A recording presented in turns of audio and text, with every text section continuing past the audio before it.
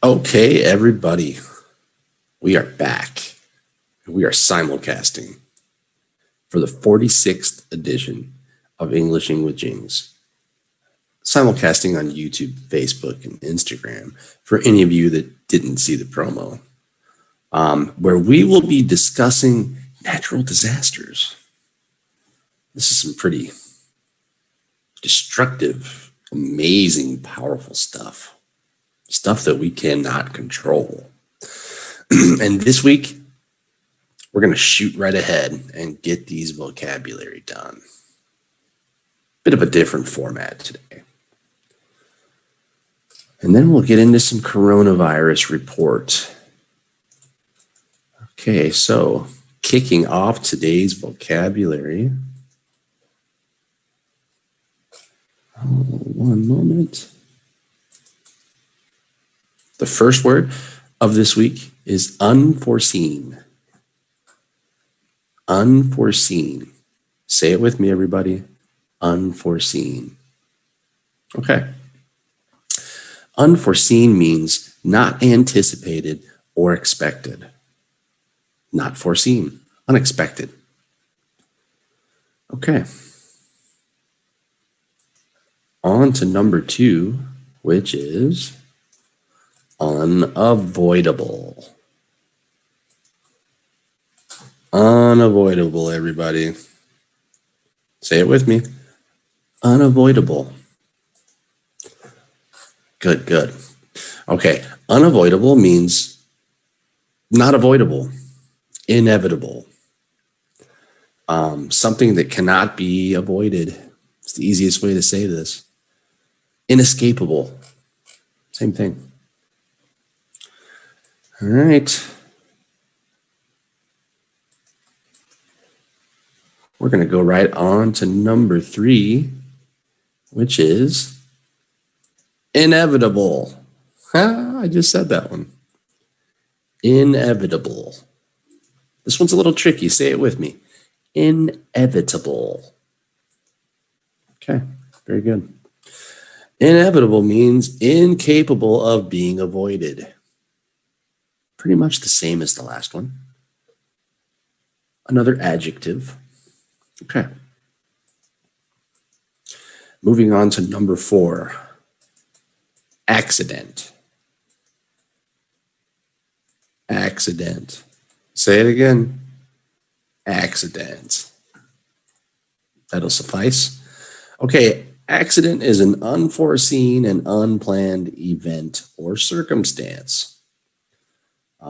An unfortunate event resulting especially from carelessness or ignorance. Okay. Moving on to number 5. And this one's very, very related to our topic. Damage. Damage. Say it with me. Damage. Very good. Okay. Damage is loss or harm resulting from injury to person, property, or reputation. Okay. Always damage with natural disasters. Okay. Number 6. Destroy.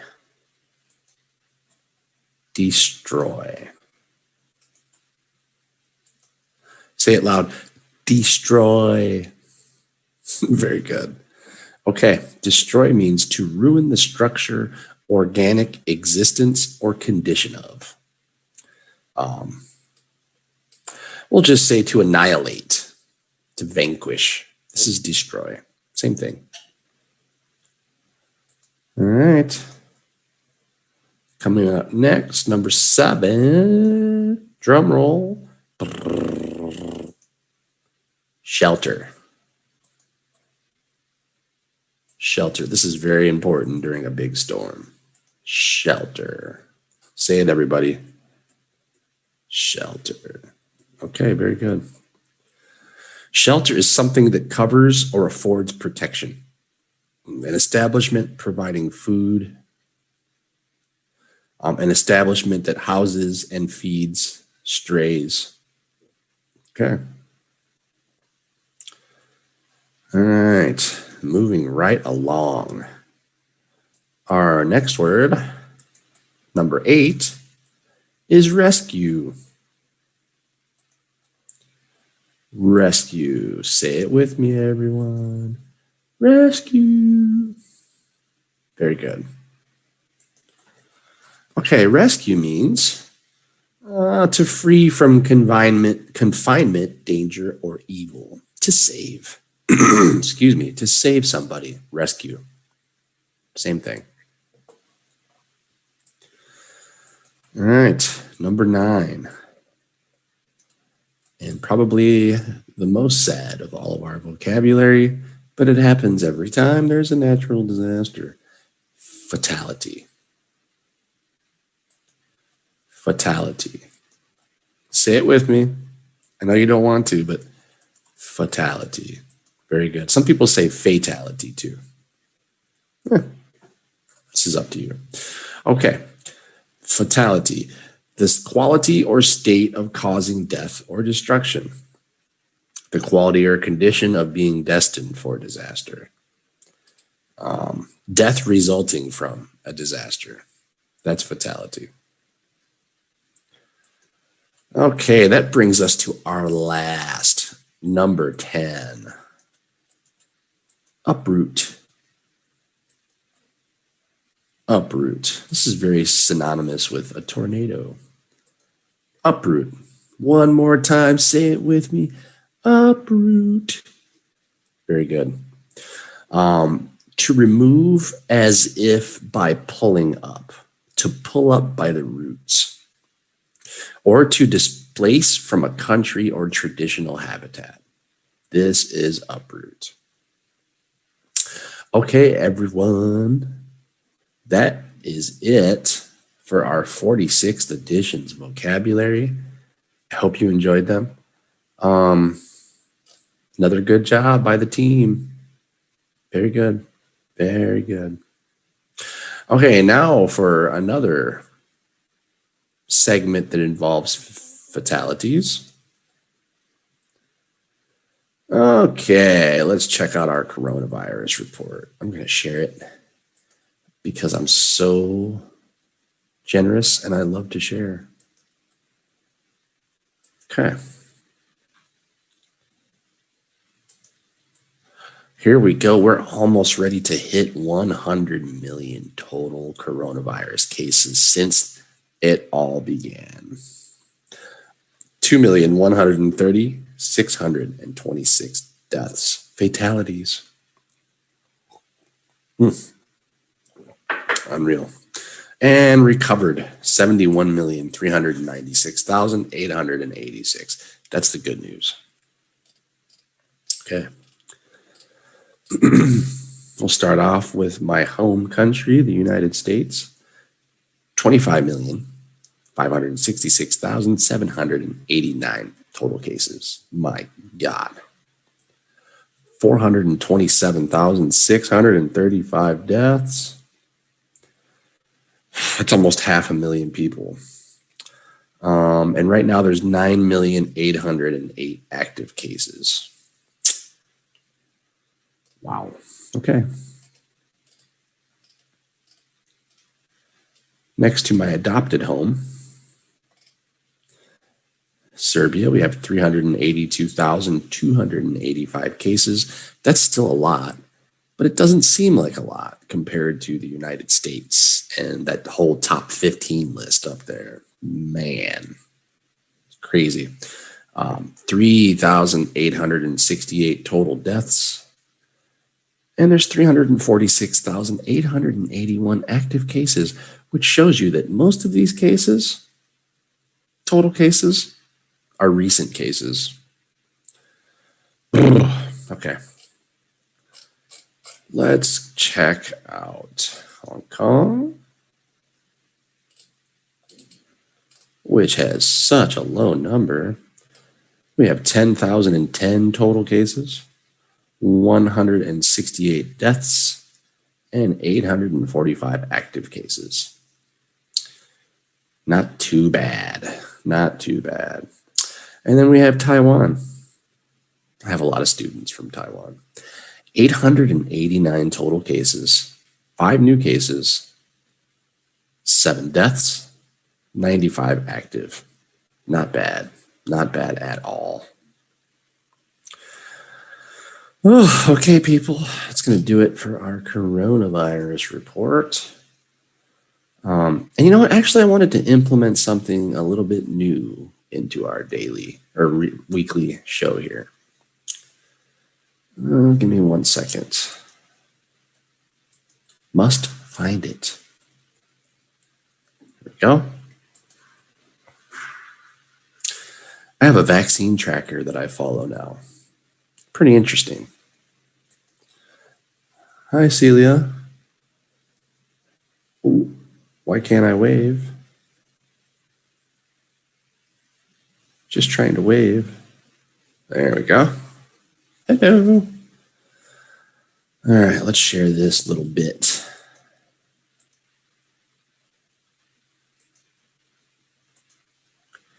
Some pretty interesting stuff. I know that some people are totally against this, but it might be necessary, guys.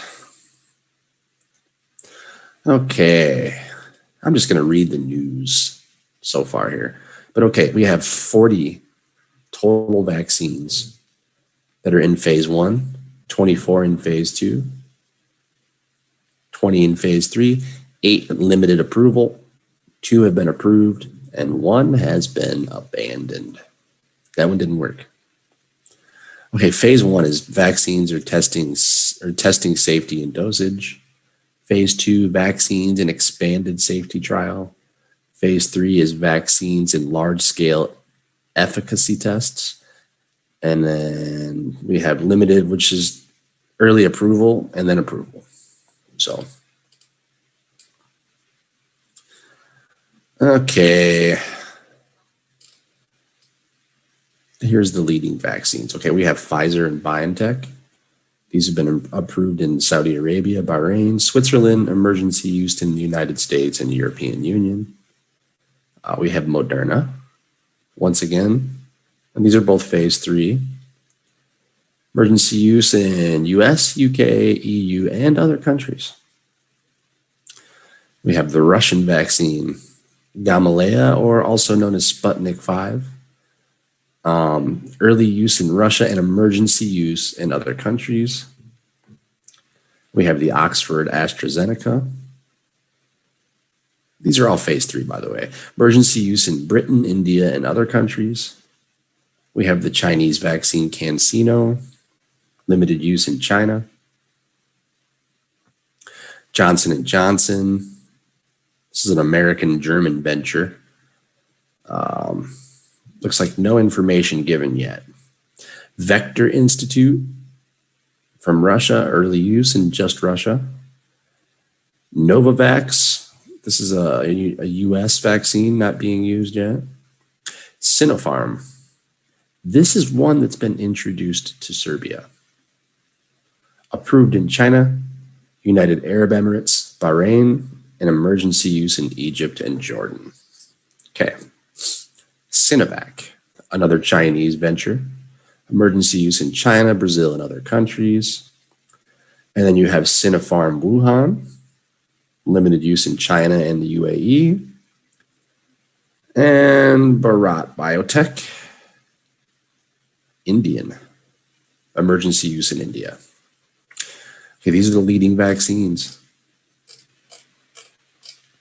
And just a quick run through of the new additions and recent updates. It looks like Gamaleya begins testing a single dose version called Sputnik Light. Okay, this is another Russian venture. Turkey, Erciyes University moves to phase 2. Korea's Genexine moves to phase 1 or 2. The Israel Institute for Biological Research moves to phase 2. Brazil announces Sinovac vaccine has an efficacy of just over 50%. Let's see, California-based Arcturus moves to phase 2. A lot of vaccines out of the US. Canada's Vito enters phase 1 and 2. EU authorizes Moderna along with Israel. Taiwan's Medigen moves to phase 2.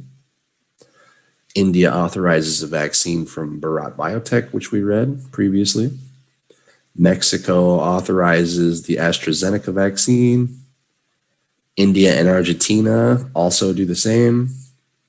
And India's Zydus Cadila moves to phase 3. Okay. I've been waiting for India. They're just as productive as, say, China. So I've been waiting for them to have something for us. Okay, no more coronavirus talk, I promise. Oh, I'm tired today, people. Mr. Loudshire doesn't get proper sleep. Ever. That's what you get for being a night owl.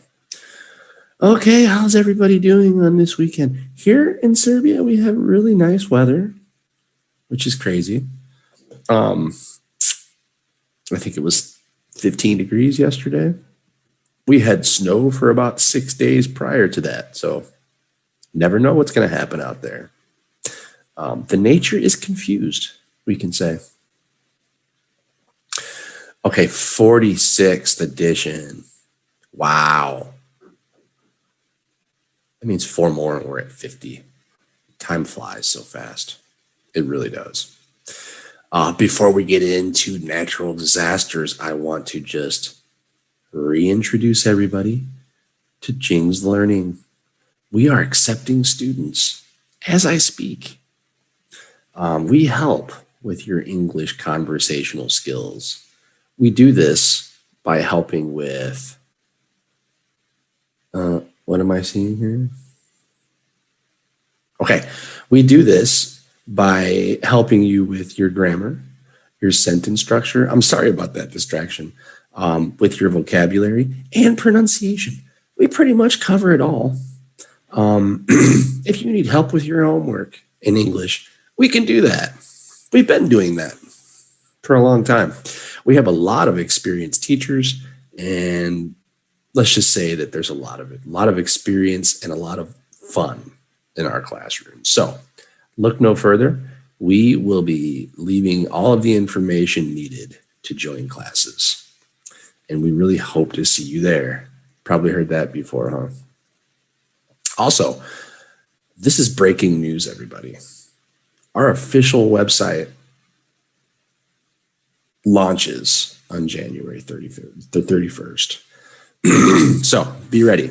1 week, the official website is ready. That's pretty exciting stuff, guys. You can go right on this website and sign up right now. Easy peasy lemon squeezy. Okay. Having said that, it's time to talk about the disasters. Crazy. Coming from the United States, we have lots of natural disasters. Let's think about this. We have earthquakes. We have a volcano. We have a few different volcanoes. We have tornadoes. We have hurricanes. Severe thunderstorms on a regular basis. Flooding, of course. Avalanches. Pretty much everything you can think of for natural disasters happens in my country, unfortunately. Now, me personally, I have witnessed tornadoes. Actually, twice. One time when I was about 19, maybe 20 years old, I witnessed a couple of small tornadoes, but it was 2 tornadoes in the sky at the same time. They were little. They were only F1s. The scale goes F1 through F5. F5 is considered the finger of God.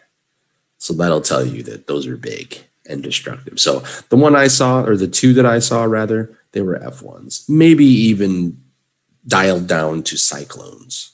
But I saw them. They could have been bad. They were not. I was very fortunate. Now, another time, I was driving in the country with one of my friends, Josh. I wish he was here. He could help tell the story. We have never in our lives witnessed so much power from a storm. We saw this tornado maybe a mile away from us, and it hit a farm and it completely took the roof off of the barn and threw it into the sky. We saw this, and it was very hard to do so, but we turned around in our automobile and we went the opposite way. We weren't trying to find out what happens next. I think that one was considered an F3. So amazing. You just don't know the power until you actually see it. I mean, we were a mile away and it felt like we were going to move off the ground. The force was so strong. To this day, whenever I see Josh, he says, "Hey, fellow tornado survivor." That's how he always greets me when he sees me. So, yeah, that's probably the worst that I've ever seen. Now, I did live in California for a few years and did witness some small earthquakes. Nothing more than a 4.4, I think. So, no damage, but did shake our apartment for about maybe 5 seconds each time. As funny as it may sound, we had just moved to San Diego from Chicago, and we never have earthquakes in Chicago. I shouldn't say never. It's possible. Chicago just happens to be on a pretty big fault line. But okay, the first time we ever witnessed an earthquake, we were sleeping. It was about 4 a.m., maybe even a little bit later, about 5 a.m., I think. And our apartment shook. We all woke up and looked at each other. I had 2 roommates at the time, and we ran outside. I don't think we ever had earthquake drills when we were in school, so we didn't know how to react. So we ran outside. As we were running outside, our neighbors saw this, and they were laughing hysterically. They yelled into the street, "Guys, you can come back in. It's not a big one. And besides, you're not supposed to run in the street. Do you see all the tall buildings around you? They will fall on top of you." Oh, that was so embarrassing. But okay, we never did that again. Turns out you're supposed to get under a solid structure. And if your apartment building collapses on top of you, chances of survival are okay. If you get under a strong table or just anything that can support your apartment falling on top of you. Oh, that was so funny. I can still see the look on our neighbor's face. And this happened back in 2000, the year 2000. Good times. Good times. Okay. Give me 1 second. I have one more thing. Give me 1 second. Oh, and you know what? Actually, there's more natural disasters that happen in my country. Give me 1 second. Okay, let's see here. We have hurricanes, we have tornadoes, we have earthquakes, we have floods, we have some, not very often, but we've had volcanic eruptions. We have heat waves. We have not had big tsunamis. I cannot say that. I think that's more of an Asian thing. Dust storms, there has been dust storms, windstorms, of course. I'm from Chicago. There's pretty much a windstorm every day. They call Chicago the Windy City, just in case you didn't know. Forest fire, oh man, California every year. Snowstorms, we have blizzards. Okay, blizzards would be more of a natural disaster than a snowstorm, but and I'll tell you a couple of stories about blizzards as we go. Rainstorms all the time. Drought, yes, mostly in California. Oh, California, what are we gonna do with you? Are we something? Coffee is life. All right. Okay, yeah, before we look at any material here, yeah. since I was 4, because that's as far back as I remember.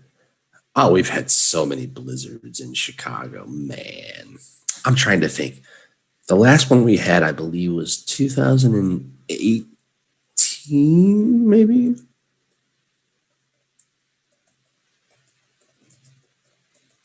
Let's see if I can find it.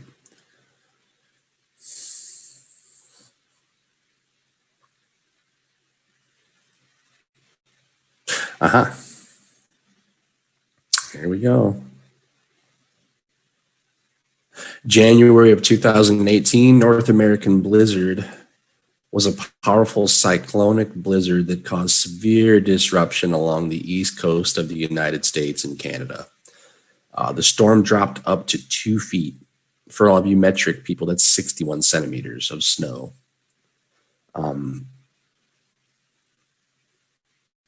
And it was bad. Hold on, let's see if I can find some pictures. Oh, here's some good ones.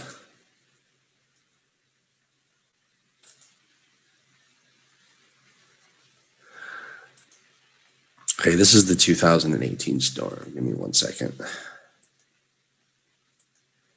Us Chicagoans are so familiar with this stuff. And this is what it looked like, guys. I think that's when it just started.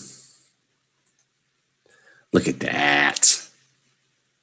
Crazy. Oh, that's nothing there. That's nothing.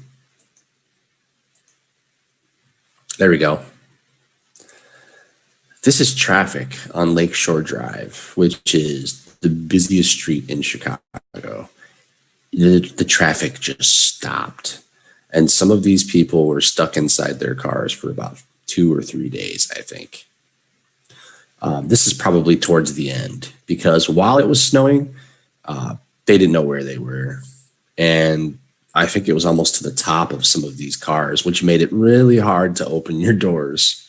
So yeah, that was a big, big disaster. But okay, that's just one example. Let's see if I can find another example.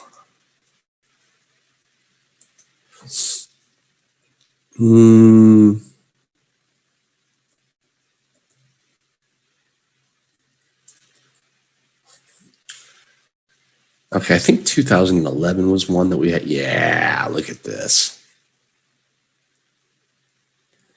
Yikes. Okay, this happened in 2011. The snowing lasted from January 31st all the way till February 2nd. This was the 2011 Groundhog Day blizzard. It was a powerful and historic winter storm situated around the United States, Canada. On Groundhog's Day, during the initial stages of the storm, some meteorologists predicted that the system would affect over 100 million people in the United States. Wow. Okay. Images. Here we go. Oh, man. Wait till you see this. Hi, Nancy. Welcome to the 46th edition of Englishing with Jings. We're talking about natural disasters. And I'm giving personal experiences right now. Here, let's share these pictures. Okay, this would be the 2011 Chicago blizzard. Look at that, people. Once again, traffic stopped. Look at that. This was nuts. I'll never forget this. That's what it looked like right there. That's a blizzard. I mean, that gives you perspective of how deep it was on the street. Those guys are up to their waist. That's why those cars couldn't move. It looked like that. So what happens is, look at that. What happens is, okay, when it's snowing in Chicago, it's normally light, fluffy snow that doesn't melt. So once it hits the ground, it blows all over the place and just stacks up. in front of things. We call this drift. These are drifts. Hey, look at that. Oh, man. But you know what? That's still nothing, guys. My parents and grandparents talk about really huge. Here, hold on. Let's see.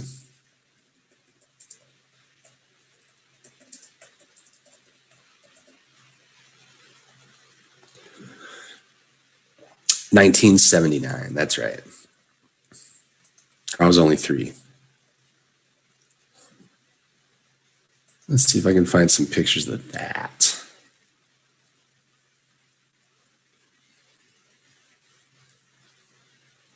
Okay, the Chicago blizzard of 1979 was a major blizzard that affected northern Illinois, where I'm from, and northwest Indiana on January 13th and 14th, 1979.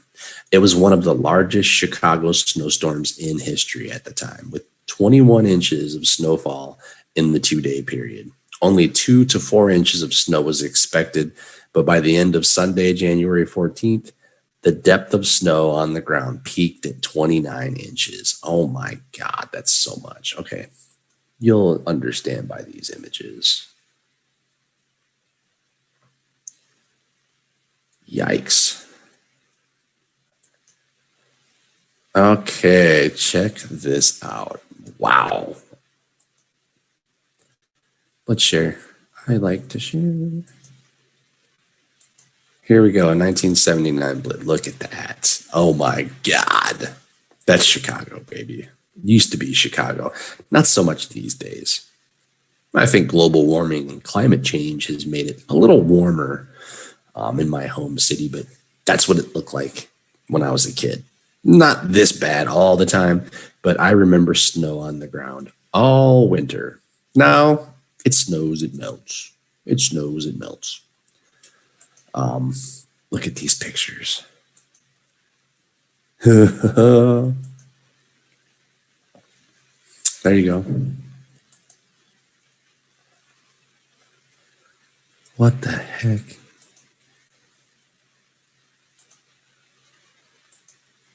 There you go, like that. Oh my gosh. Okay, this little part of Chicago they're showing right here is normally full of people. This is right around where State Street is, I believe, in Michigan Avenue. And there's just nobody there. One guy shoveling all this snow. Yeah, it was bad, as you can see. Yikes. That's what it looked like where I lived. They have pictures of my family doing these kind of things. We had to dig a tunnel out of our front door to get outside because it was all the way against our door. Crazy. You had to dig and then bring the snow and put it in the bathtub.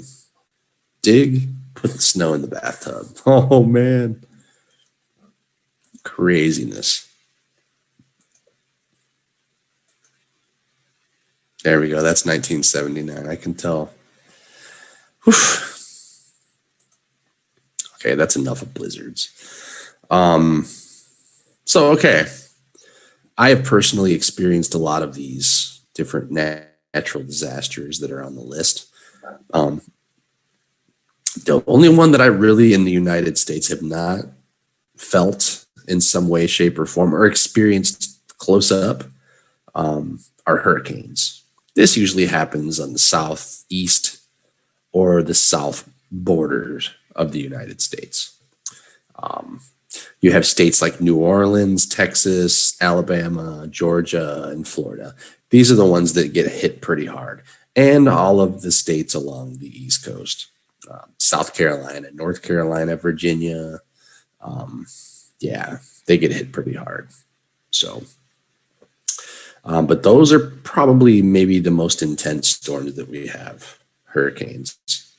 It's basically like a giant tornado that just hovers over your land for hours with really high speeds and really, really hard rain.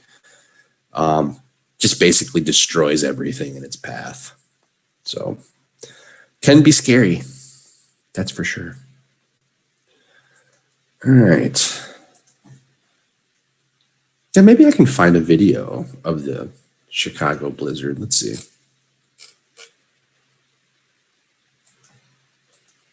I wonder if we have footage here.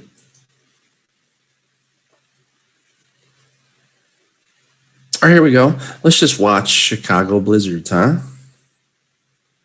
Yep, that's what we're going to do. That one of these big storms may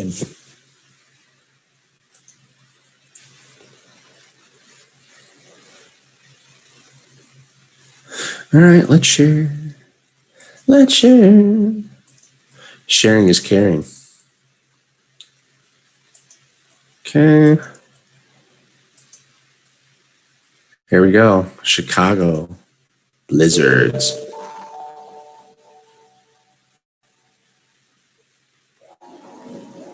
Ooh, this is old. The following program is brought to you in living color on NBC.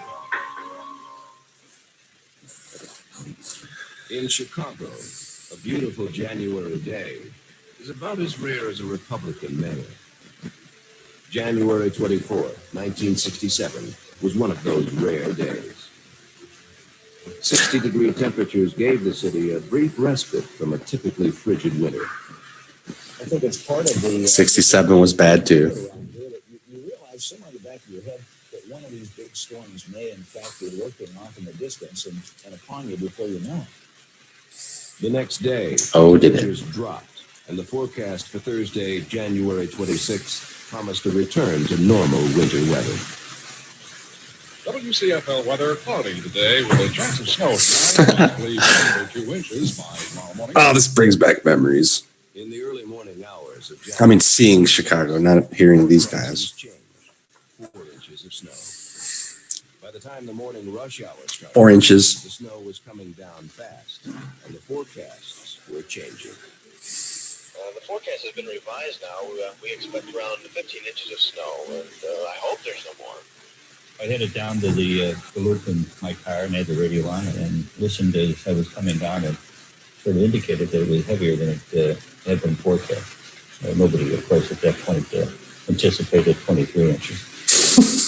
23 inches. 3 inches is what the city got. Falling as fast as 1 inch every hour, Oh. the snow caught the city completely off guard. 50-mile-an-hour gusts created whiteout conditions on the road. Cassie. The suburbanites, as well as city residents, the word is don't travel unless it's an absolute emergency. The outer drive is completely closed, and there are a few deserted cars there, and they have snow up to the hood. So it's pretty bad here. Look The at that. snow finally stopped coming down just after 10 a.m. on January 27th, more than 29 hours after it began. Wow. 50,000 cars and 800 buses were abandoned on the city streets. That's bad. The only way to survey Chicago's plight was from the air. I flew over Chicago and it was twice as bad as I expected. I mean, I could get reports all night long from board superintendents, but nothing was moving. It was a shock. Attempts to clear the roads were hindered by a catch-22 situation. No cars could be moved until plows got through, but no plows could get through all the cars.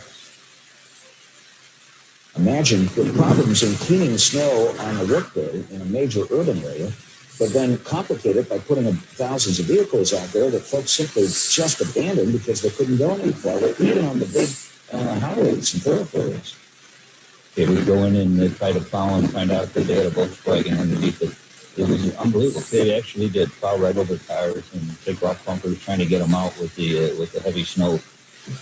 I Yow. remember seeing people walking down the damn line because their cars were just stuck in a huge train of stopped cars. You could walk the Dan Ryan for 2 miles. Some Walk the Dan Ryan. Dan Ryan's very, very, very, very. Look at this. Dan Ryan's very busy. Targets for looters. Nah. The shooting occurred on the west side predominantly. A 10-year-old girl, Dolores Miller, was shot to death as police changed gunfire with some looters in a shoe store on West Roosevelt Road.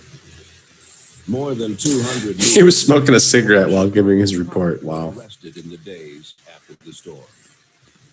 Across the city, thousands were trapped in schools, firehouses, and factories where they had taken refuge during the night. Any food or medicine would have to come in from the air. Nearly every helicopter in the city was pressed into service. At one Southside firehouse, choppers were dispatched to remove the body of a man who had died there during the night. When he passed away, we put him out in the snow is what they did.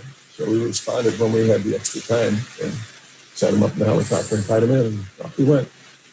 We flew the body out to Midway Airport, uploaded Hearst. And when the pilot came back, he said the passenger didn't mind the ride at all. As the digging out process went on, Chicago's notorious politics came into play. Neighborhoods with powerful aldermen expected their streets to be cleaned sooner. That was always a problem. If a ward superintendent would ask for trucks to be sent to, an example, maybe the Tom King Ward over on the west side or somebody else's ward, they went there. If they were sent to a ward that perhaps wasn't as influential, they got waylaid on the way and got over to a different ward. We were constantly fighting that battle. Chicagoans pride themselves on not letting winter get them down. Yeah. As the immediate danger, Everybody still went to work probably. and a life-threatening disaster became something of a holiday. I'm surprised. Of course. Workers took days off. And They didn't have to. I'll bet some did still work. Trust me. They're crazy when it comes to that. Everything was dumped on us so quickly and in some ways so beautifully that there was almost a surreal quality. And there was an almost festive quality if you were not directly doing something miserable like trying to leave your car out. One person who emerged unscathed from the storm was the city's three-term mayor and political boss, Richard J. Daley. A master politician, Daley made sure to stress that the city had done everything it could and that people needed to pitch in themselves. Of course, with a storm of this magnitude, it's going to take some time. Again, we asked all the people for their cooperation and their help and their assistance. I think that the mayor was smart enough to say, this is a natural disaster and we're going to have to live through it and let's be calm. So they were. 2 months after the blizzard, Daley was reelected in a landslide to a fourth term. The city's handling of the snow wasn't even an issue in the campaign. 12 years later, winter would not be so kind to Chicago's political machine. Pick it up with the commissioners. Chicago's 1967 blizzard was the worst single snowstorm ever to hit the city. 12 years later, however, the city would be battered by a month-long winter siege. Yeah. The story of 79. 1979 blizzards would eventually become the story of a political dynasty's downfall. Yep. Yep. January 1979. For 3 consecutive winters, Chicago had been in the grip of unprecedented Arctic cold. An analysis of That's the home. mid and late 70s winters indicates that collectively they were the worst winters we'd ever seen in, for instance, the Chicago and Milwaukee areas. And that's dating back into the late 1800s. Extreme cold. Oh, we had 90-degree below zero wind chills on occasion. 90 degrees below zero. That's Fahrenheit. Began. But okay. Chicago was hit with its biggest onslaught yet. A 9-inch snowstorm buried the city on New Year's Eve. Over the next 2 weeks, below zero temperatures kept city crews from being able to dig Chicago out. It didn't help that the city's government wasn't the well-oiled machine that it had been under Mayor Daley. I think the machine was starting to disintegrate by this stage. If you recall, Mayor Daley died in December 1976. He had an iron hand on how everything went. So we had an interim period there of over 2 years where you were not leaderless, but you didn't have a strong leader like Richard Daley. Daley's successor, Michael Bilandic, was a longtime Democratic loyalist, but Daley's image loomed over the city and over Mayor Bilandic. Michael Blanton was a man who was not really a public man. Okay. He was I don't care about politics. Machine-backed incumbent mayor was slim at best. Snowball's chance of help, to be very blunt. I think she was a real underdog. But winter began to work for Jane Byrne. Chicago, still reeling from the New Year's Eve storm, was hit with another crippling 19-inch snowfall on January 28 inches total. Sub-zero temperatures followed in its wake. That's a natural disaster, people. To get streets cleared, One that I'm familiar with. now collapsed. Streets weren't plowed. The driver went on a rampage. Officially, the Transit Authority authorized trains to skip stops.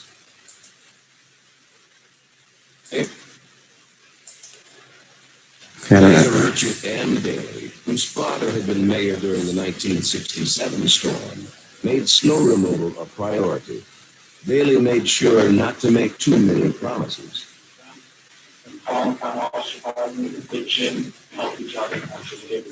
2 months after the blizzard, Daley was reelected in a landslide, just as his father had been after the 1967 The storm. dailies were great, by the way. We expect an awful lot from our governments. We expect. They really love their city. Okay. On a daily routine, thanks to That's enough. No more blizzard. Okay. Wow. Okay, hold on. That's not all. Let's see.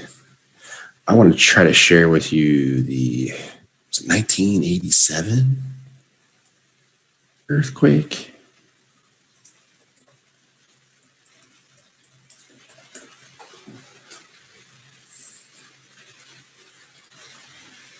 Let's see if I can find that.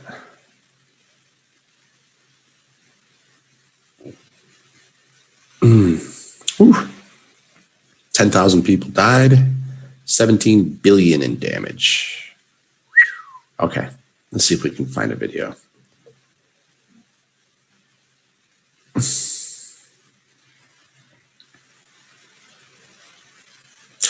Are you going to tell me there's nothing? Who was it, guys?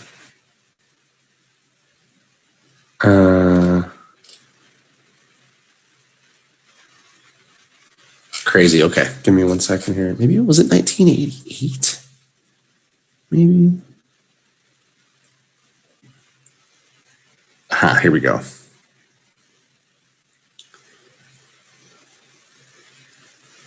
These are really long videos. I don't want to do that. Okay, hold on.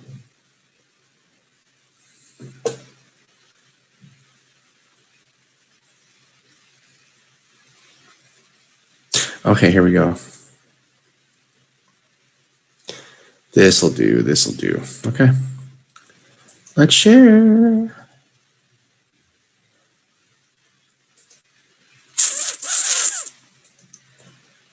Okay. Earthquake in the U.S. Good evening. I'm Catherine Kurek. A strong earthquake rocked the San Francisco Bay Area just moments ago. 6.9 is what we're hearing. Big enough to bring cities in Northern California to their knees. In 1989, the Loma Prieta earthquake sent a deadly shockwave across Northern California. And from the earthquake's opening jolt, which came during a live broadcast of the World Series, to coverage of the grisly aftermath, I was watching. Loma Prieta became a national television event. This was the most watched earthquake and probably one of the most watched natural disasters in American history. The earthquake left 63 people dead, caused as much as $10 billion in damage, and touched off a national conversation about seismic readiness. And not just for California. Of course, California is not the only state subject to earthquakes. Take a look at this map of the United States and the earthquake zones. The San Francisco quake demonstrates that you can never prepare enough. But a quarter century later, how much preparing really happened after the panic died down? This was a wake-up call, but I think a lot of people have gone back to sleep. Not good.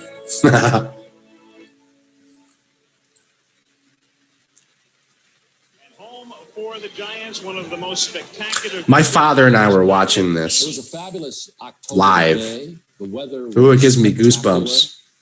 The whole city was excited. The Battle of the Bay continued. Just after 5 p.m. on October 17th, 1989, baseball fans across the country tuned in to see the San Francisco Giants face the Oakland A's in a broadcast that would soon go down in television history. The Oakland A's take.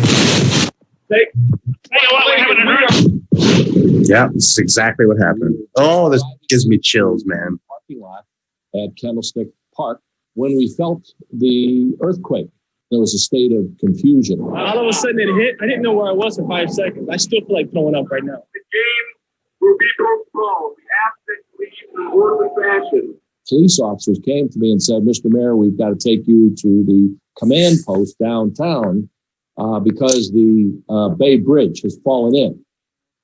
There on television were scenes from helicopters showing the upper deck had fallen into the lower deck. The shaking registered a magnitude 6.9, the biggest quake the Bay Area had seen since the Great San Francisco earthquake of 1906. Shut off the gas. Shut off electricity. Store water. Coverage of the Bay Bridge collapse, fires in San Francisco's Marina District, and a collapsed viaduct along Oakland's 880 freeway dominated newscasts for days. That was bad. Out of the 63 people killed in the quake, 42 died after the elevated section of roadway fell down. I don't know how the hell we're going to get him out, okay? We have one woman who's unconscious, bleeding from the head. The earthquake took its name from Loma Prieta Mountain, about 60 miles south of San Francisco, where scientists pinpointed the event's epicenter. Nearby towns in Santa Cruz County saw 16,000 homes and businesses damaged or destroyed in the quake, far more than in San Francisco. Most of the people who died in older buildings. As the full extent of the damage became clear, coverage soon turned to how to fortify structures. I still get emotional watching this. Officials can only hope to reinforce the ones still standing and rebuild the ones destroyed with stricter standards before another major earthquake hits. And this question keeps coming up after every earthquake. We have a huge inventory of these old buildings that we're trying to strengthen.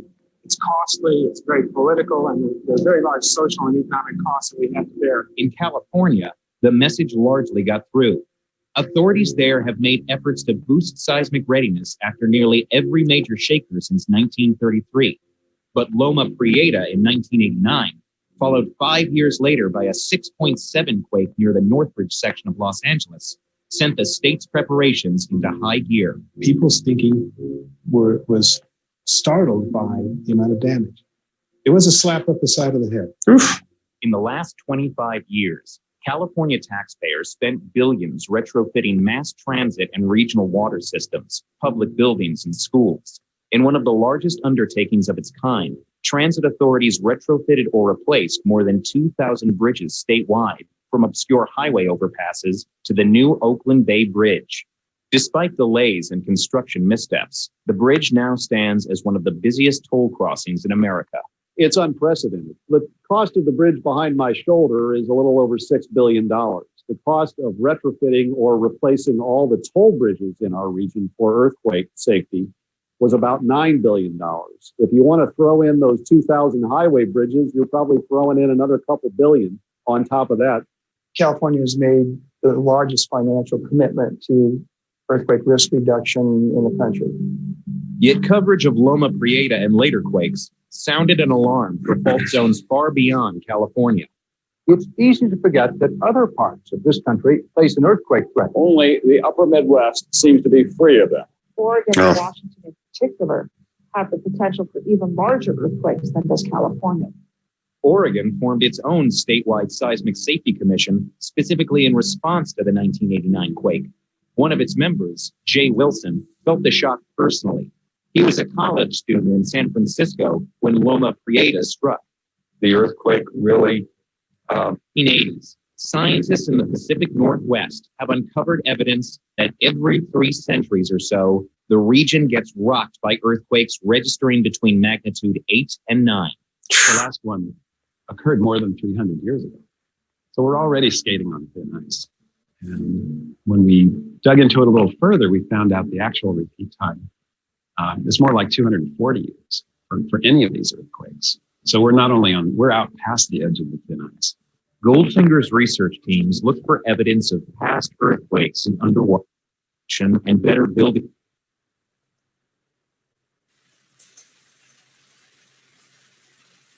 I think that's good enough. Preparedness in California is as good as.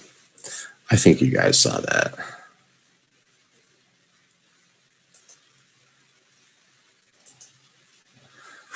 Okay. You know what? Having said that, guys, we're going to go ahead and take our break. So, oops, I did it again. Give me a little bit of time and I'll be back. Don't you leave. We still have a lot more to talk about. We'll see you shortly.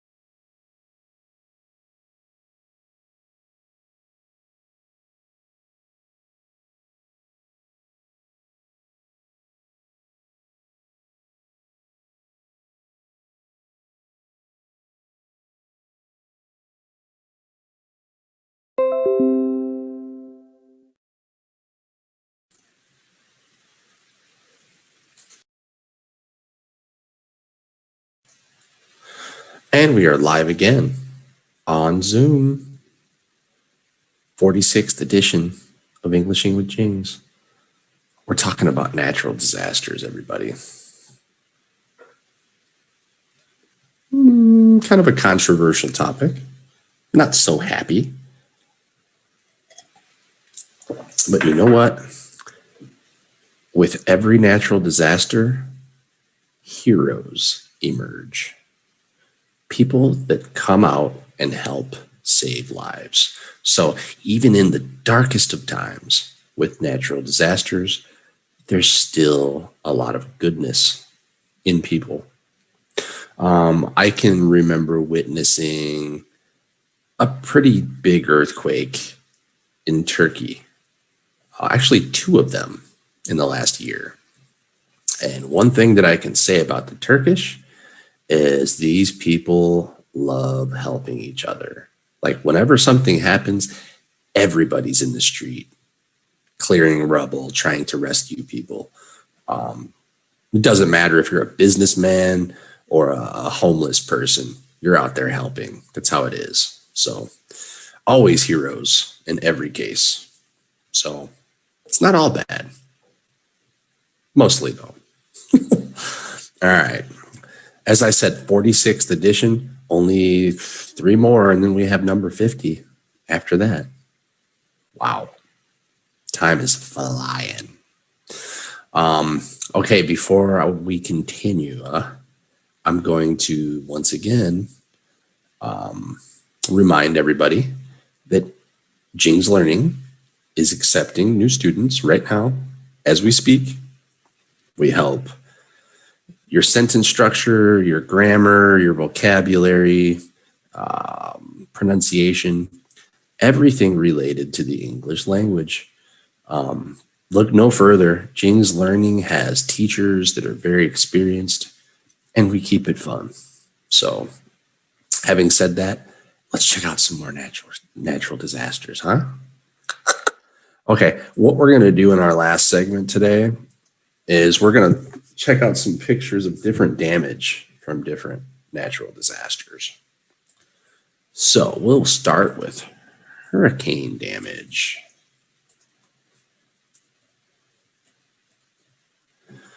Okay, let's see what we can come up with. Yep, this is what it looks like, everybody. Okay, let's share. Because that's what I do. I share. Okay, this is damage from hurricanes. Probably mostly in Florida, New Orleans, Texas, Alabama, Georgia, South Carolina. As I said, hurricanes just pretty much destroy everything in their path. So, let me look at that. Yikes.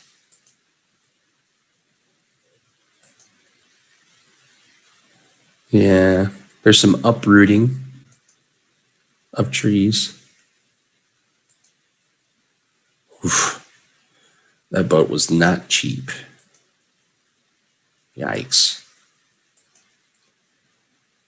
That is what a hurricane does. Look at that. Where is this?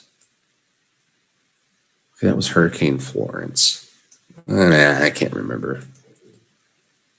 Look at that. Unreal. Oof. Yeah, he's not too happy, huh?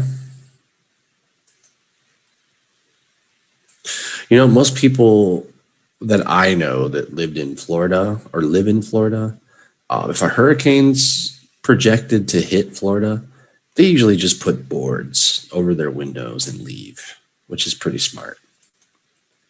I mean, look at that. I don't think people would survive that kind of stuff. These houses are like toys for these hurricanes. Look at that. I mean, this particular tree, it just bent this tree in half right at the base, this top left picture. That is some serious wind to do something like that. Unreal. Oof. Okay. Let's see here. What should we do next? We'll do some tornado damage. How's that? This is one that I'm familiar with, as I said before.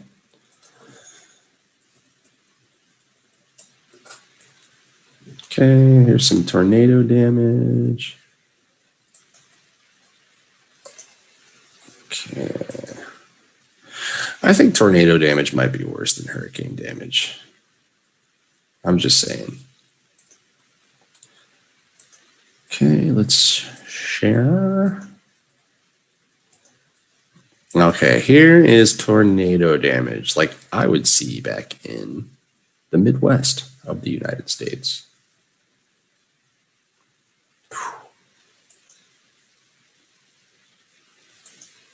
Yikes. Look at that. Some of these aerial photos of tornadoes, you can see like where the tornado went. It's crazy. Oof. Look at that, just through the cars like they're nothing. Oh. That was a really nice property.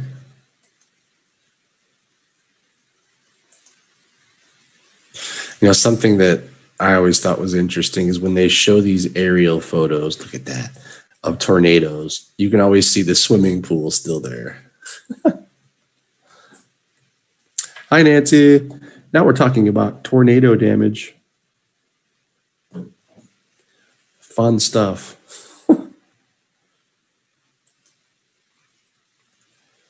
Oh. Yeah, I think tornadoes might cause the most damage. Hurricanes may be close, but I mean, look at that. You can see where that tornado was. You can see the path. And there's some buildings that are still perfect because they didn't touch. The tornado didn't touch them.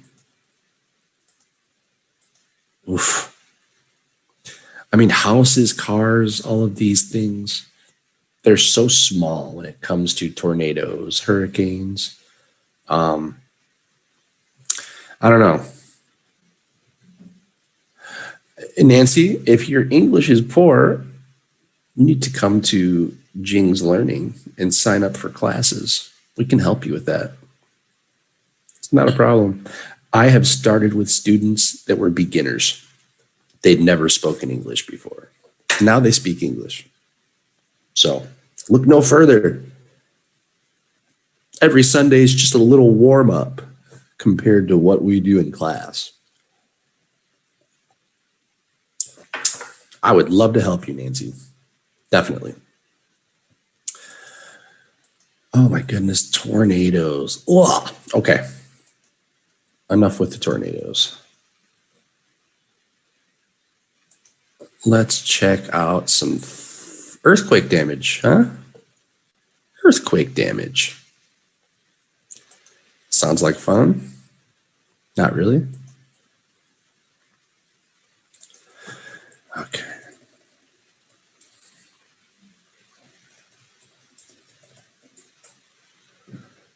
Okay.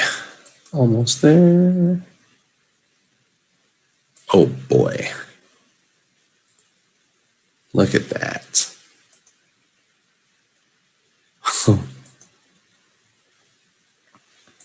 It's really hard to look at this damage and assess which is the worst. Earthquakes look pretty bad too, obviously. I mean, the ground just opens up. Oh, that's so scary. I mean, that I don't know how that building is still standing. Look at that. Oof.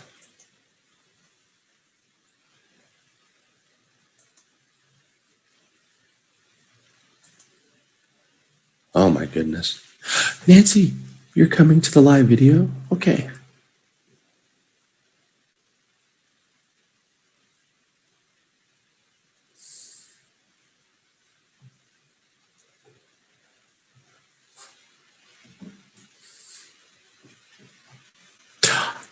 don't be shy. Come in. Nancy, don't be shy. I don't bite.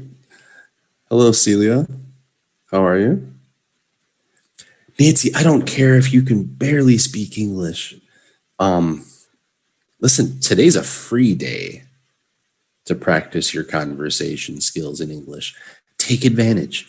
It hasn't happened so much lately, but oh my goodness, I'd say the first 20 shows that we had, I spoke to a lot of people from Hong Kong and Taiwan, and some didn't have very good skills. Some had great skills. So, doesn't matter. Doesn't matter. Come on live. Definitely. Okay, Celia is helping her students record their piano exams. Ooh, that sounds like fun. I'm great. I'm very great. Right now, where I'm at in Serbia, we have good weather, so I'm very happy. Definitely. Nancy, I'm telling you, okay, if not this week, come back next week and request a video. I mean, really. And if you would like to, you can come on the actual show on Zoom and we can have a video chat that way too. Don't be embarrassed. Please don't be embarrassed. I've heard basic English and I've heard advanced English from my students, so I'm familiar with all of it. No problem. But okay. Yeah, Celia, it's a good day for weather, but we're talking about natural disasters today for our topic. So a little bit controversial, but okay. We have to be prepared for natural disasters. And as I was saying earlier in the show, you know what? Heroes always emerge from natural disasters. So there's always light in the darkness. Definitely. Nancy, don't be scared. It's okay. I mean, listen, I have kids that are 6, 7 years old and they have no fear. So please don't. This is how you improve that English. This is exactly how you improve. If you don't feel secure doing it today, if you're a little nervous, I understand. It's no problem. But next week, do it. You'll be happy that you did. I had some students that were coming on the show and I was talking to them almost the entire 2 hours. I am an old woman. Nancy, never too old to learn. Never. I'm an old woman. Oh, listen, I know that you're not an old woman because you wouldn't be on Instagram. That's for sure. All right, back to the damage. Let's see. Yeah, look at the earthquake split this place right in the middle. Oh, that's so sad. That's like a temple that was completely demolished. Oh, wow. That building is on its side. Okay. Whew. That is enough of that stuff. Okay, let's do some flood damage. Sounds like fun. But I want learning the English talking about, of course, you want to learn conversational English, correct? This is what we do. I can help you speak just like me in English. That's our job. Okay, flood damage. And you can practice your English conversation skills right here.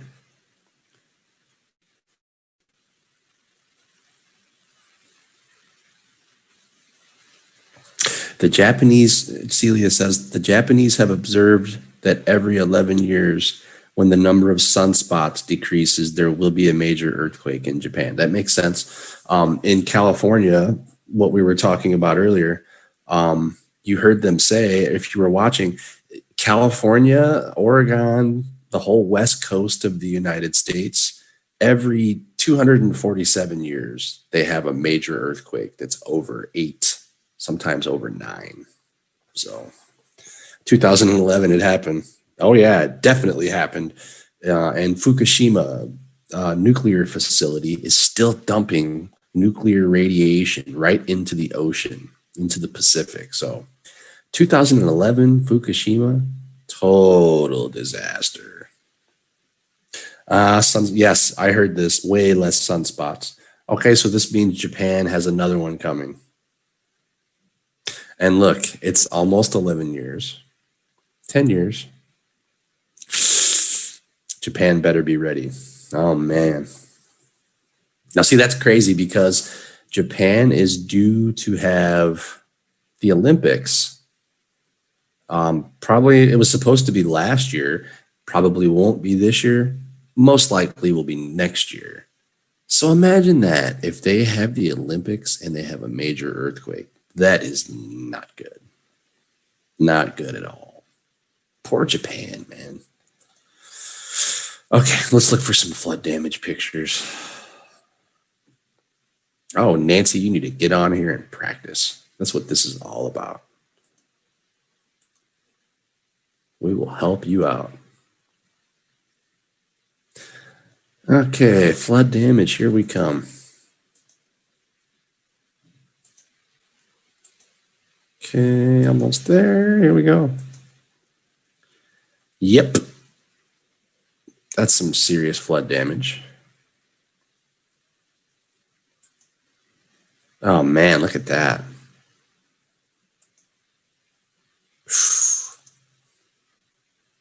Yikes. The power of the water, it just took the road with it. My God. Oh, look at that.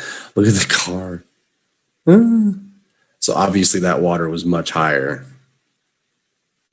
Unreal. Water is heavy. No doubt about it. Ugh.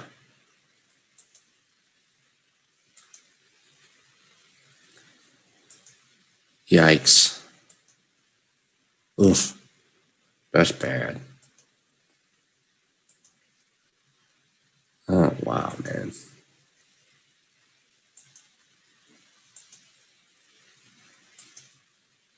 Oh. Flood damage is pretty bad. I've seen floods, not to this degree, but I've seen floods where I'm from. That's an earthquake right there, right? Oh, maybe it was from flooding.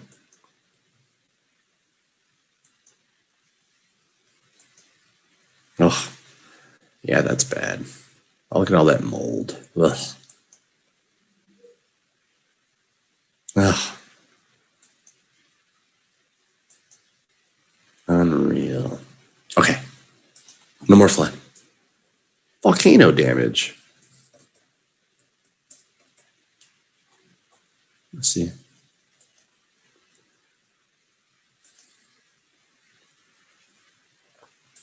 Yeah, probably mostly burning, I suppose.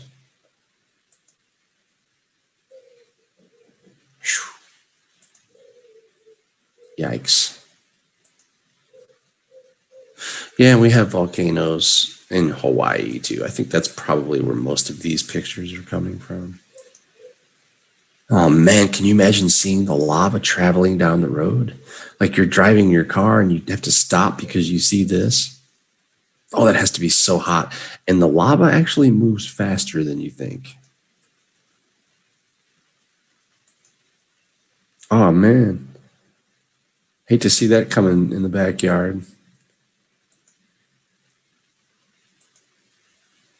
Oh yeah.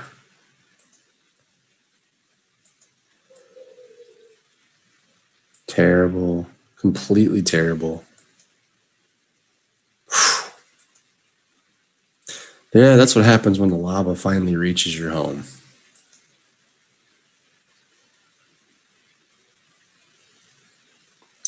Nancy says, when I was young, I learned English because I didn't have money to study. Okay. Listen, you write English pretty well, which leads me to believe that you speak English okay too. And whatever flaws that you have, we can fix that. So, Nancy, whenever you're ready, please don't hesitate to request a video or come on the show. You won't regret it. I mean, look, this is free practice right now. So if we were having a conversation, that's free practice. I can even make corrections for you. But I don't want to do that live on the show. I mean, I can if you want me to, but that's what we do. That's what we do in class. Ooh. Where should I start? New words, still listen. Nancy, listen. Every little bit helps. I mean, listening is definitely the key. Listen to as much English as you possibly can. See, it's tough for me to say exactly where you should start. Every single student is different. So, from your writing skills, it looks to me like you probably have pretty decent sentence structure. So it might just be a case of learning new vocabulary. I'm not sure how your pronunciation is.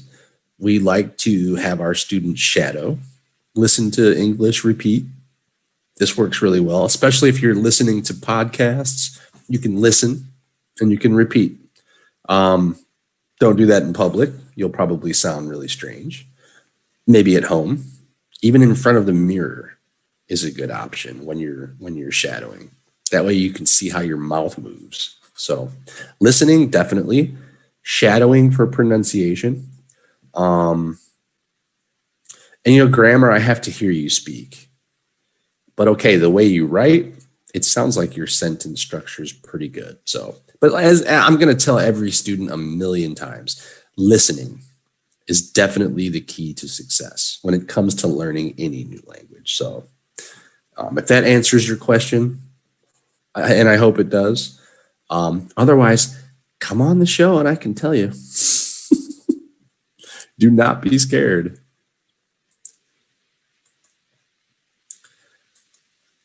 Wow. Yeah, and as I need to refer over here to Instagram more. We're watching different pictures right now. We're looking at different pictures of different types of damages from natural disasters. And right now, we're actually looking at damage from volcanoes. Hey, I guess I could do this. Never thought of that.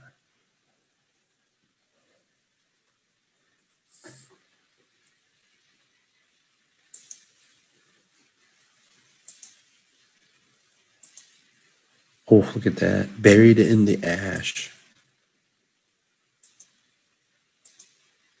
Ugh. Those houses are doomed.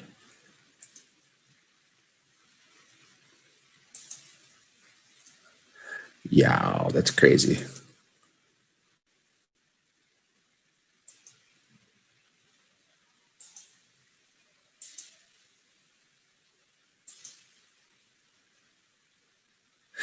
Volcanoes are actually interesting looking, though, from the sky. Oh, wow. Look at that.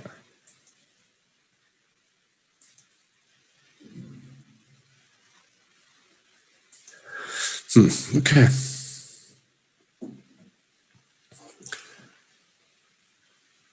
I sometimes looking to learn English. Of course. Of course. Let me ask you this, Nancy. What would be your major purpose, major goal for learning English? For travel, for international communication? What would be your main purpose for improving your English? I mean, okay, this is pretty generally mandatory, I think, around the world these days to understand English and speak it because this is the international language. So I understand that, but do you have a general purpose for improving your English? Most of the time, my students are younger and they need this for their education, but I have older students as well, and they're usually looking to improve their English for their job, their profession, or for foreign travel, of course. Okay, no more volcano. Let's check out something different here. Okay, how about tsunami damage? Yes. There, Nancy says there's no reason, just want to communicate with more friends. Okay. We can help you do that. Perfect. Telling you, you're never too old to improve. I'm living in a foreign country right now and I'm learning a new language as well. So I know how difficult it can be. This helps me understand the minds of my students because I'm suffering from the same, I don't know, struggles. So, okay, let's do, like I said, let's do some tsunami damage. And I think that might be it for today, peeps.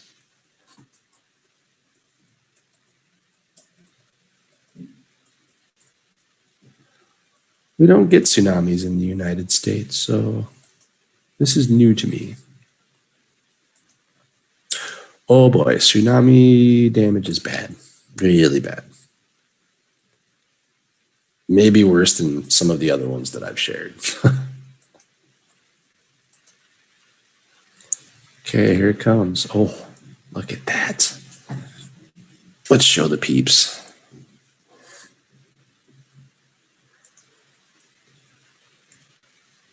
Yeah, that's crazy. Oh. Man, the tsunamis that hit Japan in 2011 were so bad. I mean, you just saw people get swept right into the ocean like they were little toys. Oh man, look at that.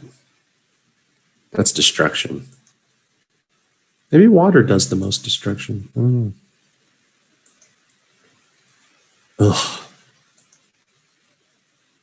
Yikes. Unreal. I think these are mostly Japan from 2011.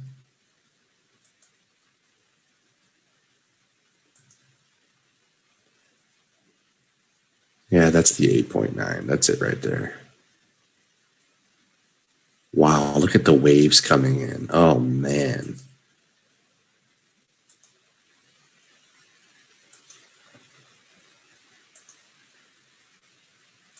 This is terrible.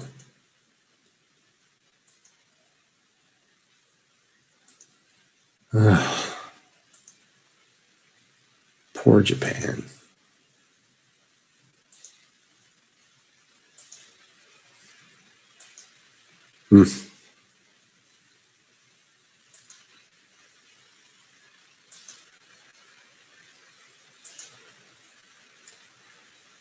Unreal, man. So bad. Okay. Nancy says, but I don't understand a lot. Okay, let me ask you this, Nancy. When I'm speaking, how much do you understand? 50%? 70? 20 maybe? Everybody's different. What do you think? When I speak, how much do you understand? That's a question I ask all of my students. Now, I don't have a super fast, okay, I don't speak super fast. 30%, okay. Okay. I don't speak super fast, but I don't speak slow either. So I think most of my students usually understand about at least half of what I say. But if you understand less than half, that's okay. I can help you understand 80 to 100%. Eventually, not immediately, but eventually. And I also probably use some phrases and some slang, and nobody understands that. I apologize when I do that. I just naturally speak slang. I'm sorry. It happens. 30% is good. Okay, 30% you could probably understand what's being spoken about, but not details. not specifics, as we say. Yes, we can help you. We can definitely help you. And listen, on future shows, don't hesitate. Come on and speak. Practice your English. Like I said, this is free practice, free hotline. So don't hesitate. We would love to help you. Okay, people. We still have a few minutes left, so let's do one more. Why not? How about dust storm damage? Not so familiar with dust storms.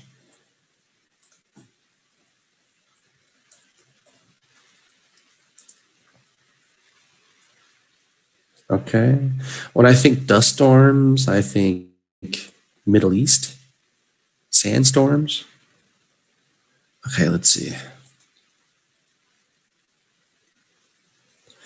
Ooh, dust storms can do some serious damage. I'm being educated right now. I wasn't aware that it was this bad.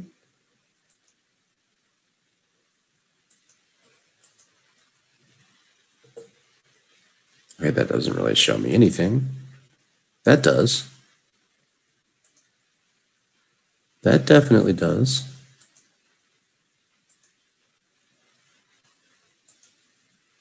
Ooh, look at the sand and the dust coming. That's scary, man. Okay, so maybe dust storms and sandstorms can damage infrastructure that's not so strong. But I don't think a dust storm can knock down a brick building. No way. Although it did almost uproot trees here. This is a 1931 picture. Probably in the US. Uproot. Tree uproot right there. Another tree uproot.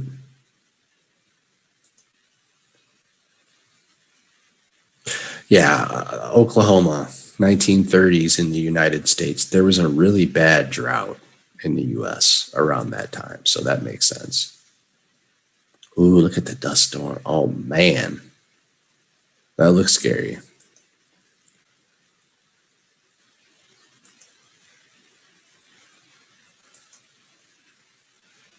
The Dust Bowl, the 1930s. That was really bad.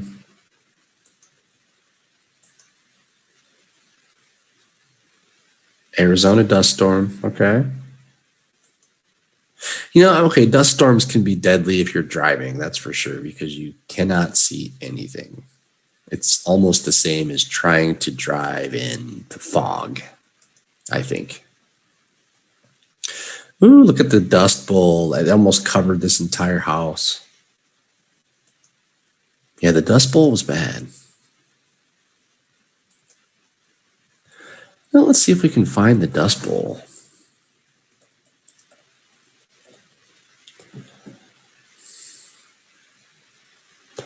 Okay, let's check out some of these images. Oh, man. Look at that. So dry. Oh, this is bad. These were some seriously bad times for parts of the plains in the United States. You couldn't grow crops. It was such a severe drought. Now, here we go. Nebraska, South Dakota, Kansas, Oklahoma, Texas, parts of New Mexico and Colorado, Wyoming, and Montana. Yeah. Oof.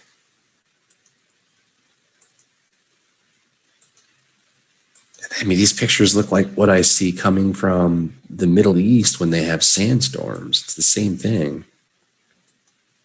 I know the big devastating part of the Dust Bowl in the 1930s in the United States was once really fertile lands for growing crops became dry and arid and really dusty. So this was a bad time. Okay, I think that's going to do it for this week's crazy subject, which was fun. For me, fun, because I actually have experience in some of this stuff. I can tell you what happened, what I saw. I don't want to be in these situations where we're having a natural disaster, but if I had to be, I would definitely try to save and rescue people. But I've never been in that particular situation. So having said that, we're going to go ahead and end the 46th edition of Englishing with Jings. It's been my pleasure to broadcast, simulcast every week, and we'll continue to do so. Like I said, it's always a pleasure, and I really appreciate my guests. So, listen, everybody, have a great week. We will be back for number 47 next Sunday, and I'm sure it'll be something exciting. So, having said that, we'll see you guys soon. Have a great week. Bye for now.